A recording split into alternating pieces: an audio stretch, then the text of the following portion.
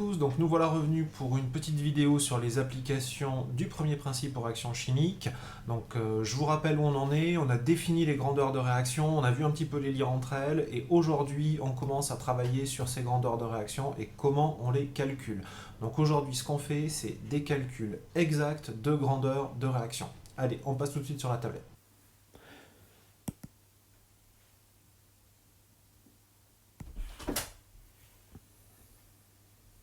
Alors nous voilà revenus aux applications du premier principe aux réactions chimiques, la deuxième partie de ces applications.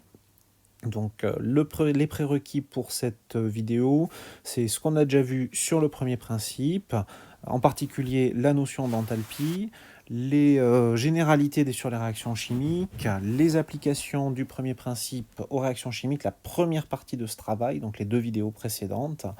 Le but de cette vidéo aujourd'hui, c'est de vous montrer comment on fait des calculs exacts d'enthalpie de réaction avec deux outils, les enthalpies de formation et les enthalpies de combustion. Je vous montrerai comment on utilise la loi de Hess. Donc quelques rappels sur les grandeurs de réaction. Donc quand vous avez une fonction d'état, Z, alors Z c'est U ou H, l'énergie interne ou l'enthalpie, delta RZ, c'est par définition la dérivée de Z par rapport à Xi, à T et P constants. Je vous ai montré dans la première partie le lien entre delta RH et delta RU. Donc vous avez delta RH, c'est delta RU plus RT somme sur I des nu I gaz. Et enfin, si j'applique le premier principe, donc à T et P constant,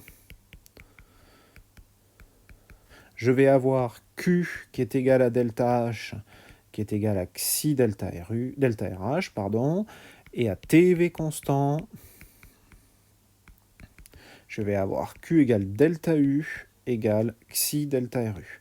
Donc si vous connaissez soit la valeur de delta RH, soit la valeur de delta RU, vous pouvez calculer l'autre, et à la fin, vous en déduisez la variation d'énergie interne ainsi que l'échange de chaleur. Pour le calcul de travail, je vous rappelle que ça, c'est tout simplement l'intégrale de moins P extérieur dV, de V initial à V final. Si vous êtes à volume constant, évidemment, c'est nul.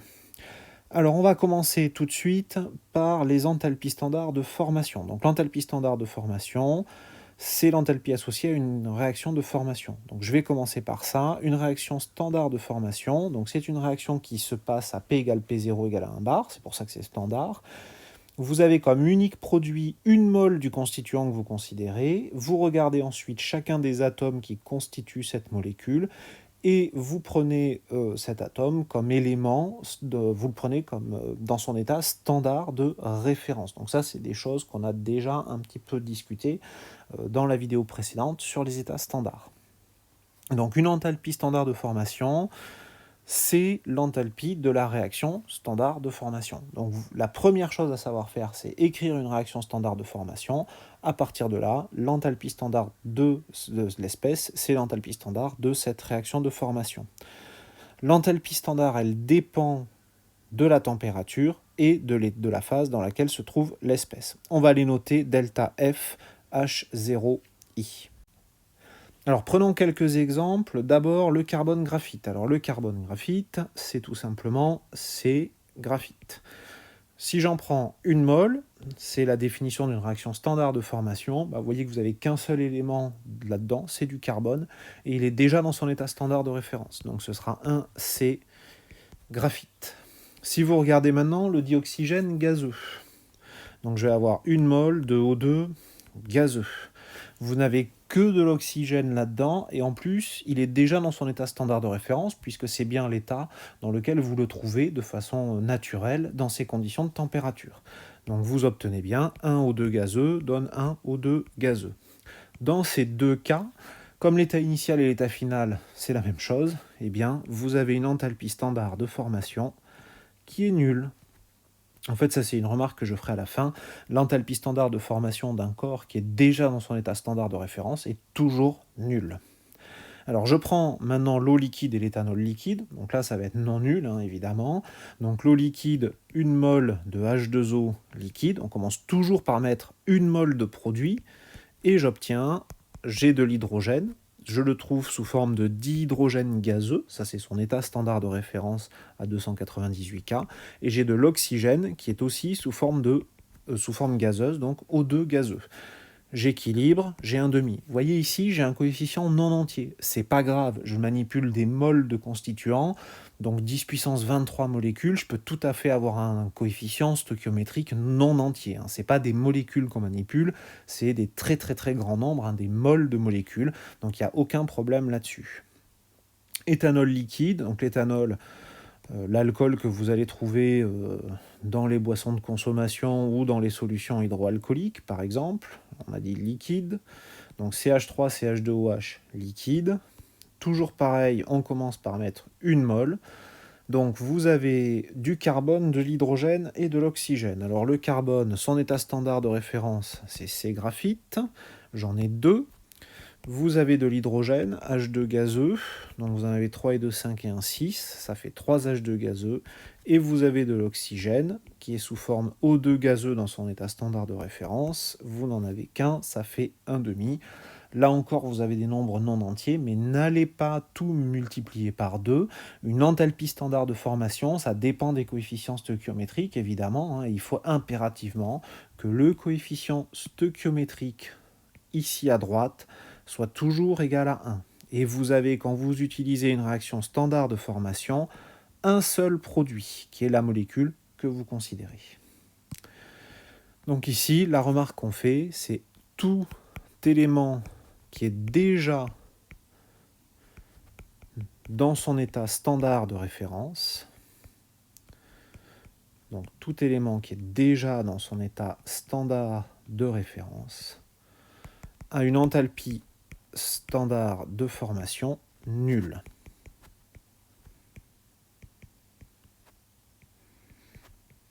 Voilà. Donc ça, c'est un résultat important.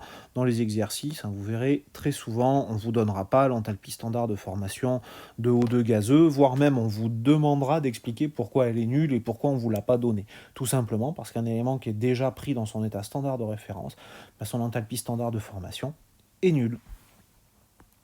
Alors si j'applique la loi de Hess à une réaction chimique, donc je vais prendre ici un exemple, celui de la photosynthèse. J'ai 6 CO2 gazeux plus 6 H2O liquide donne C6H12O6 solide et 6 O2 gazeux. Alors un cycle de Hess, ça marche toujours de la même façon. Je vais considérer un état intermédiaire dans lequel tous les éléments de toutes mes molécules sont pris dans leur état standard de référence. Donc là, vous voyez qu'on a du carbone, de l'oxygène et de l'hydrogène. Que ce soit, si je regarde toutes les molécules, j'ai du carbone, de l'oxygène, de l'hydrogène. Donc je vais commencer, première chose, je vais faire un cycle en définissant un état intermédiaire où je prends tous mes éléments dans leur état standard de référence. Donc j'ai du carbone, qui va être graphite, j'ai de l'oxygène, O2 gazeux, et j'ai de l'hydrogène, H2 gazeux. Et après j'équilibre, j'ai 6 carbones, l'hydrogène, j'en ai 12, donc ça va faire 6 H2, et oxygène, donc j'ai 6 fois O2 pour CO2, et j'ai 6 O pour l'eau, donc ça fait 3 fois 6, 18, oxygène divisé par 2, 9 O2. Première étape. Et je boucle mon cycle en vérifiant que je ne me suis pas planté dans mes coefficients. Je vous rappelle, rien ne se perd, rien ne se crée, tout se transforme. J'ai 6 carbones, donc j'ai bien 6 carbones ici. 9 O2 qui vont se répartir, j'ai 9 O2, donc ça fait 18 oxygène, j'en ai 6 ici et 12 là. Et j'ai 12 hydrogènes qui sont ici. Pas de souci, ça a l'air de bien coller. Donc étape numéro 1, étape numéro 2. L'enthalpie est une fonction d'état, elle ne dépend pas du chemin suivi. Ici, on peut tout surligner. On va surligner comme ça. Voilà. Elle ne dépend pas du chemin suivi. Ça, c'est très important. Ça veut dire que ce que j'ai au-dessus du cycle, comme c'est un état initial et un état final, c'est la somme de tout ce que j'ai en dessous, à condition que je parte du même état initial et que j'arrive au même état final. Ça veut dire que delta RH0, qui est ce que je cherche, c'est la somme de l'étape numéro 1, delta RH01, plus delta RH02. L'intérêt du cycle de Hess, c'est qu'on peut exprimer delta RH01 et delta RH02 à partir des enthalpies standards de formation. Je vous le montre pour l'étape numéro 1. L'étape numéro 1, j'ai du CO2 et de l'eau. Alors, j'écris la réaction standard de formation de CO2. Donc j'ai 1 mol de CO2 qui est donnée par C graphite plus O2 gazeux. J'écris la même chose pour l'eau, on l'a déjà fait. Ça va être donné par H2 gazeux plus 1,5 de O2 gazeux. Et en fait, ce que je veux, c'est 6 CO2 et 6 H2O. Donc je vais commencer par tout multiplier par 6. Et en fait, je ne vais pas tout à fait multiplier par 6, parce que vous voyez que là, mon état initial, c'est je pars de CO2 et H2O, et l'état final de l'étape numéro 1, j'arrive aux éléments pris dans leur état standard de référence. Donc je ne vais pas tout à fait multiplier par 6, je vais multiplier par moins 6 pour transformer les réactifs en produits et les produits en réactifs. Et après, je fais la somme. Donc, ce qui était les produits devient les réactifs. J'ai 6 CO2 gazeux plus 6 H2O liquide, et ce qui était les réactifs deviennent des produits, et je multiplie par 6. Donc pour le CO2, je vais avoir 6 carbone graphite, plus 6 O2 gazeux, et pour l'eau, donc ça c'était ici pour le CO2, et pour l'eau, je vais avoir, donc si je regarde d'abord l'oxygène, 3 O2 gazeux, et 6 H2 gazeux. Donc ça, c'était pour l'eau. Vous rééquilibrez tout, ça va vous donner 9 O2 gazeux, et vous réobtenez bien 6 CO2 plus 6 H2O donne 6 carbone, 9 O2 et 6 H2, ce qui était l'étape numéro 1 ici. Donc on peut à présent faire exactement la même chose pour l'étape numéro 2. Donc je la simplifie directement. Delta RH02, vous voyez que vous partez des atomes dans leur état standard de référence et vous obtenez C6H12O6 et 6O2. Donc là, ce ne sera pas avec un signe moins, mais avec un signe plus. Donc vous allez avoir l'enthalpie standard de formation de C6H12O6 plus 6 fois l'enthalpie standard de formation de O2. Je fais maintenant la somme des deux. Donc on a dit l'étape numéro 1, j'avais moins 6 fois l'enthalpie standard de formation de CO2. Alors j'ai dit que ça dépendait de la phase, donc on va la préciser, gazeux. Moins 6 fois l'enthalpie standard de formation de l'eau, H2O ici liquide. Et l'étape numéro 2, donc ça je rappelle, c'était l'étape numéro 1.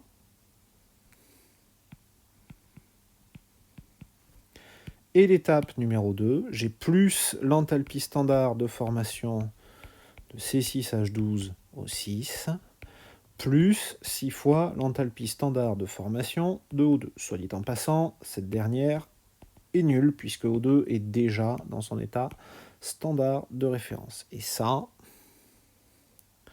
c'est delta RH02. D'accord ? Donc vous voyez qu'en fait, ici, ce que j'obtiens, c'est que l'enthalpie standard de formation, c'est la somme de toutes les... L'enthalpie standard de la réaction, c'est la somme de toutes les enthalpies standards de formation pondérées par les coefficients stoichiométriques algébriques, c'est-à-dire avec un signe plus pour les produits et un signe moins pour les réactifs.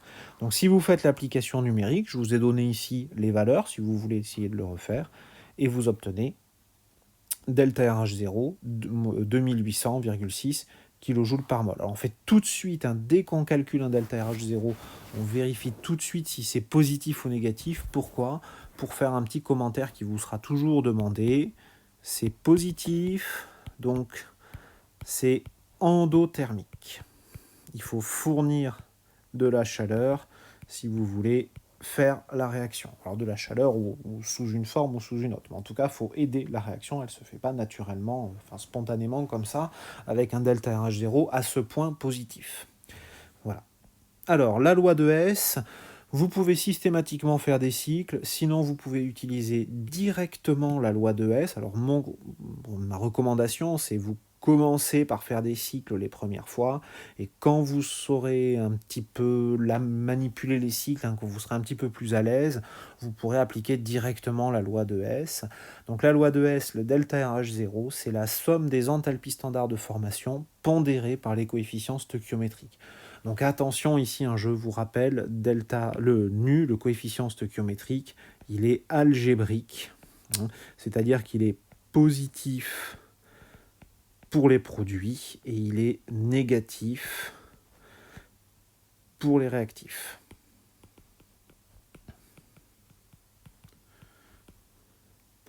Bon, on passe à présent aux enthalpies standards de combustion.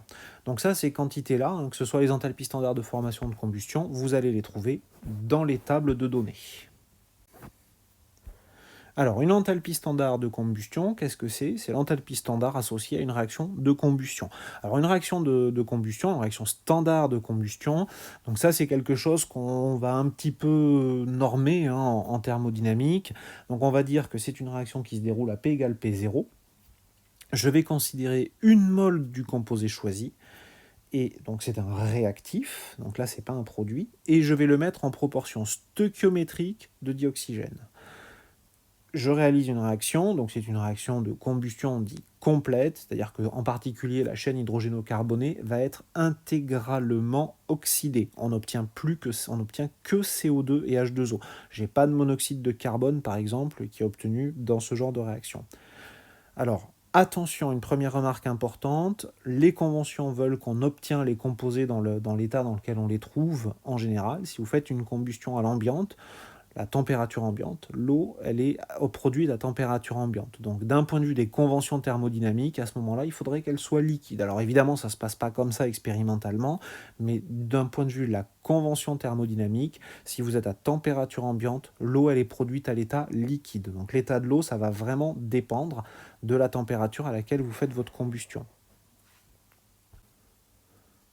Alors par ailleurs, l'enthalpie standard de combustion, donc on dit que je vous ai dit que c'est l'enthalpie standard de la réaction de combustion, et elle dépend de la phase évidemment, ainsi que de la température dans lesquelles, la phase de la molécule que vous considérez et la température à laquelle vous vous placez. On va les noter delta comb H0, et évidemment, comme c'est des grandeurs, la combustion ça dégage beaucoup d'énergie. Les enthalpies de combustion, elles sont négatives, évidemment. Donc si je vous prends quelques exemples, par exemple le carbone graphite, donc ici, attention, on est bien d'accord, c'est un réactif maintenant, vous mettez 1 et ensuite vous rajoutez O2 gazeux de telle sorte à produire, alors là évidemment je ne vais pas avoir d'eau, je vais avoir que du CO2 gazeux. Donc j'ai ici, en fait c'est déjà équilibré. L'éthanol à 298 K, donc j'ai CH3, CH2, OH gazeux. Je vais le mettre en présence de O2 gazeux. J'obtiens CO2 gazeux plus de l'eau. Donc, ensuite j'équilibre. J'ai 2 atomes de carbone, ça va me donner 2 CO2. J'ai 6 atomes d'hydrogène, ça va me donner 3 molécules d'eau. Alors attention, évidemment, ici, si je suis à 298 K, l'eau, elle est liquide. Et je compte mes oxygènes, donc j'en ai 4 pour CO2 et j'en ai 3, donc ça fait 4 et 3, 7 oxygènes, mais j'en ai 1 ici, donc ça va me donner 6 oxygènes, donc 3 O2. Alors attention ici, je me suis d'ailleurs trompé, vous l'avez vu, l'état de l'eau à 298 K, il est liquide. Ici, l'état de l'eau dépend de la température. Donc si vous êtes à 298 K, c'est H2O liquide. Si vous êtes au-delà de 373 K, qui est la température de vaporisation, à ce moment-là, vous auriez H2O gazeux. Donc attention à ça ici. D'ailleurs, j'ai failli moi-même me faire avoir. Si vous écrivez maintenant la loi de Hess, alors vous refaites des cycles de Hess, je ne reviens pas dessus. Bien, en fait, c'est la même chose, sauf que, attention, comme ici les molécules sont des réactifs et pas des produits, il faut tenir compte de ça et vous mettez un signe moins devant. Mais c'est la même chose, c'est si vous connaissez toutes les enthalpies de combustion de toutes vos espèces et que vous avez une réaction qui ne dépend que de ces espèces-là, ben vous pouvez utiliser une loi de Hess. Attention ici, il y a un signe moins. Et voilà. J'ai vu comment on peut calculer des grandeurs de réaction à l'aide des enthalpies de formation, des enthalpies standards de formation, et le cas échéant, des enthalpies standards de combustion. Dans la prochaine vidéo, on continue à regarder comment on peut calculer des enthalpies standards de réaction, mais cette fois de façon approchée. À très bientôt!